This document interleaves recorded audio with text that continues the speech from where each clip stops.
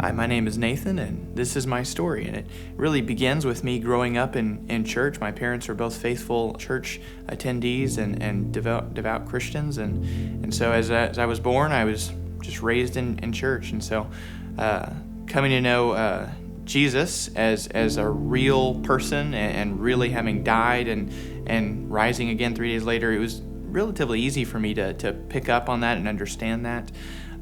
In fact, I like to think that I was learning about George Washington in school, right, and Jesus in Sunday school, and so both were just as real to me. I didn't have trouble believing in either of them, though I began to really begin to ask questions because it was the dying for my sins part that I didn't quite understand, and as I began to be about 7 or 8, I really began to ask those questions with the effort of trying to understand better what it is we're doing, getting up early, going to church every Sunday, and whatnot, and of course, what I was learning about during BBS and Sunday school and everything else, right? And so, as I began to ask those questions of my dad, what does it mean to be a Christian? And my dad, if you have the privilege of knowing who he is, I'm sure he was ecstatic at the very easy evangelistic opportunity I granted him that day. But I began to ask him those kinds of questions. What does it mean? And he began to tell me, and then I began to understand that there was a relational aspect here, a relationship, not just head knowledge. It wasn't just believing that God was real, believing that Jesus was his son and that he died. It was that he died for me and that he wants me to follow him and he wants me to have a personal relationship with him. And once I began to grasp that, I was again pretty quickly ready. I thought, oh, well, I definitely want that. Understanding that I sin and that I do bad things and needed to repent of those, that I understood, and so I was willing to confess that in prayer. And so it was during our bedtime prayers one night when I was about 7 or 8, and I prayed to receive Christ, and apparently, little did I know, in the other room, my sister was doing the same thing. And so my dad took both of us to see a pastor he knew, Brother Dwayne Green. And so he began to talk to us, that pastor, and he was trying to discern whether or not we really understood the decision we were both trying to make.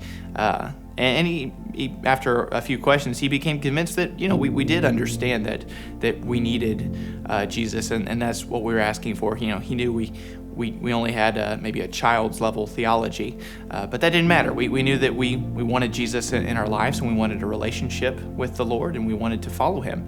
And so we both committed to make Jesus the Lord of our lives, and we were later baptized, and we began to grow in our walk with Christ. And so as I got older, I realize now, I look back on that moment, I see a fork in the road, and so back then I didn't necessarily see how much that impacted just the entire direction of my life, and now I'm very grateful for how that impacted and changed how I thought about the world and how I continued to grow.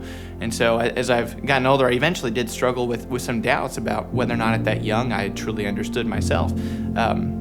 And struggling through that for a little while, I did eventually come to the realization, I knew that I just needed Jesus, and I knew I didn't know everything. And as I began to learn and grow, and I get excited about learning and growing and asking more and more questions. And so it's actually one of the things I really emphasize when I teach now, because God eventually called me to the ministry, and now I really emphasize asking questions of the students and the young adults that I teach. And I want questions to be able to be asked so that we can all continue to grow and seek the Lord faithfully and humbly, I might add. And so that's really how I began to understand Jesus as my Lord, and it really changed the direction of my life. And like I said, I was called to ministry, and so it's really altered my life dramatically, and I just continue to seek him each day with all the questions I can think of and try to be faithful to pursue those answers and pursue Christ. And so,